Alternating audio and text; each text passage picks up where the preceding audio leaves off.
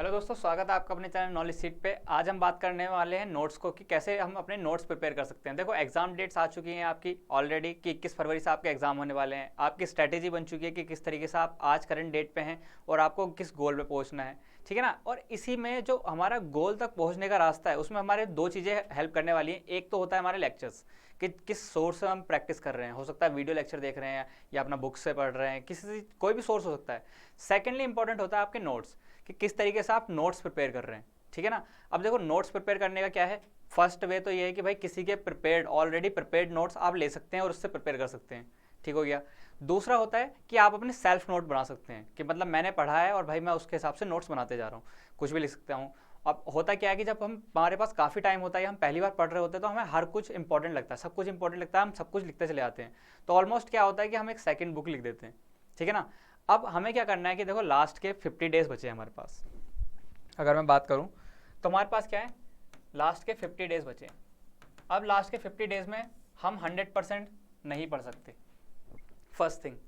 दूसरा, हम full notes नहीं बना सकते। फुल नोट्स का मतलब क्या है कि भाई सब कुछ लिख दिया, हर जो भी चीज़ हमें पढ़ रहे हैं वो हर चीज़ लिख दी। मतलब अगर टीचिंग एप्टीट्यूड में पढ़ रहे हैं तो 100 पेज की हमने पीडीएफ लिख दी, या कुछ भी, मतलब हर पॉइंट को डिटेल में लिख रहे हैं, किसी भी यूनिट को ले सकते हैं, रिसर्च का ले सकते हैं। हम ऐसा नहीं कर सकते। तो हमें क्या करना पड़ेगा, हमें शॉर्ट नोट्स बनाने होंगे, ठीक है ना।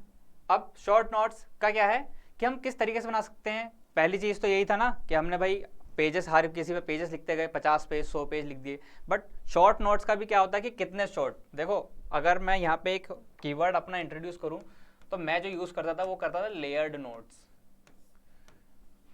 ठीक है। लेयर्ड नोट्स का मतलब क्या होता है कि इस तरीके से समझ सकते हो कि पहली बार मैंने जब पढ़ा तो नोट्स बनाए, मतलब ऑलमोस्ट मैंने बुक छाप दी। इसको बुक लिख लो तुम 100 पेजेस की, ठीक है ना। अभी दूसरी बार जब मैंने नोट्स बनाए तो इसको कर दिया मैंने 10 पेजेस। सेकंड टाइम में 10 पेजेस मतलब कि 10 पेज में मेरी एक यूनिट लगभग आ जाए, इतना मैंने उसको क्रिस्प कर दिया। यही 100 वाले पेज इसमें ही 10 को कर दिया। और थर्ड लेयर जो मैंने यूज़ की वो करा कि इन सबको भी किस पे ले आया, ओनली 1 पेज A4। अब सर ये क्या बात हुई, क्या आपने एक तो इतनी बार पढ़ा होगा, हो सकता है कि आपने ज़्यादा पढ़ लिया इसलिए आपके 1 पेजेस पे आ गए। तो मैं कह रहा हूँ कि नहीं, बिल्कुल नहीं। अगर हम इस तरीके से करें, जो अभी भी कर सकते हैं, कैसे कि हम थोड़ा बहुत पढ़ेंगे और 100 पेजेस नहीं, हम शुरुआत करेंगे 10 पेजेस से। अब सर 10 पेज में क्या ही आ जाएगा। तो देखो, इंपॉर्टेंट हमें यहाँ पे नोट करना होगा। हम सब कुछ नोट नहीं कर सकते, ये एक रियलिटी है, ठीक है ना। अगर सब कुछ नोट करने जाओगे, सब कुछ लिखने जाओगे तो इस समय आपका एक यूनिट में ही सारा लिखने में टाइम निकल जाएगा, और जो हम अफोर्ड नहीं कर सकते। हमें क्या करना है कि हमें लगभग सारी यूनिट पढ़नी है। मैंने बोला ना 30% हर यूनिट का हमें पढ़ना है, ताकि हम हर किसी से मिनिमम 3 क्वेश्चन अटैम्प्ट कर सकें हर यूनिट से। चाहे वो आपकी पेपर 1 की 10 यूनिट है, चाहे वो आपकी पेपर 2 की 10 यूनिट है, हर किसी से हमें मिनिमम 30 मतलब 70% कवर करना ही है, ठीक है ना। अब देखो, लेयर्ड नोट्स का एक एग्जांपल मैं बता सकता हूँ कि किस तरीके से आप बना सकते हैं, अगर एग्जांपल आपको चाहिए होगा तो। देखो, पहली चीज़ तो मैं तुम्हें बताना चाहता हूँ कि किस तरीके से आप कीवर्ड्स यूज़ कर सकते हो। देखो, ये अगर मैं एक फ़ोटो दिखाऊँ तो एक तरीके से ये डिटेल्ड नोट है मेरे, डिटेल्स कह लो या फिर थोड़ा सेकंड टाइम वाले कह लो, कि इसमें मैंने सब कुछ लिख रखा है कि उसके सारे कीवर्ड्स लिख रखे हैं, पॉइंट्स लिख रखे हैं सारे, कि कैसे कब शुरू होता है। जैसे अगर बिफोर इंस्ट्रक्शन की बात करें तो क्या है, इसको प्लेसमेंट एवोल्यूशन भी बोलते हैं। पढ़ाई शुरू करने से पहले का होता है, कि टीचिंग से पहले का होता है। हो सकता है आपको शायद ही ना दिख रहा हो, एक बार अगर मैं इसको जूम करूं, जूम नहीं हो रहा है, चलो आपको शायद ये क्लियर दिख रहा हो यहाँ पे कि ये कुछ मैंने बना रखे हैं नोट्स, ठीक है ना। शायद लाइटिंग ज़्यादा है बट देखने की कोशिश कीजिए, ठीक है ना। अगर ये जो है मेरे फर्स्ट टाइम वाले नोट्स हैं, ठीक हो गया। अब अगर इसी को मैं कहूँ कि मैंने क्या किया, थोड़ा सा और क्रिस्प करने की कोशिश की, तो देखो एक एग्जांपल ये भी है कि इसमें क्या है, ये जो टाइप ऑफ टेस्ट होते हैं हमारे पेपर 1 में टीचिंग में, placement test, achievement test, aptitude test, proficiency test, diagnostic test, maximum performance test, typical performance test. इन दोनों में अंतर आता है कि मैक्सिमम और टिपिकल परफॉर्मेंस में क्या अंतर होता है। तो देखो, कीवर्ड लिख रखे हैं मैंने बस कि इसको क्या होता है, ये स्टैंडर्ड कंडीशन में होता है जो मैक्सिमम परफॉर्मेंस टेस्ट होता है, और टिपिकल परफॉर्मेंस क्या होता है कि अंडर गिवन सिचुएशन होती है, मतलब मैंने किसी को कोई कंडीशन दे दी, उसमें बैठ के कोई टेस्टिंग कर रहा है, टेस्ट दे रहा है, ठीक है ना। तो इस तरीके से डिफरेंस हो गए। अब जो मैं मेन बात करना चाहता हूँ वो करना चाहता हूँ इसकी, ठीक है ना, इसकी फोटो भी मैं लगा दूंगा, ठीक है, कि इसकी क्या है, ये एक A4 शीट है, 1 A4 शीट पेज, ठीक है ना, और इस पे क्या है, पूरा टीचिंग एप्टीट्यूड है मेरा।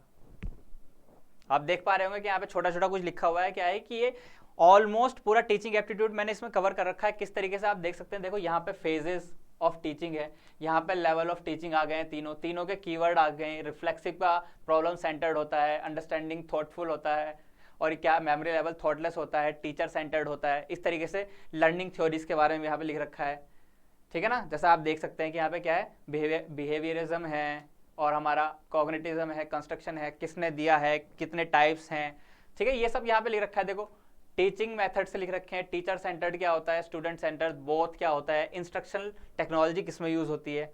फिर अगर बात करें डेलर रिपोर्ट्स, इससे क्वेश्चन काफ़ी आते हैं, ठीक है। एवोल्यूशन सिस्टम से हमारा यहाँ पे किस टाइप से होता है, प्लेसमेंट कौन सा होता है, डायग्नोस्टिक कौन सा होता है, फॉर्मेटिव समेटिव में क्या डिफरेंस होता है, ठीक है। नॉर्म रेफरेंस, क्राइटेरियन रेफरेंस बहुत ज़्यादा पूछा जाता है कि किस में परसेंटाइल यूज होती है, किस में परसेंटेज यूज होती है, वो, ठीक है ना।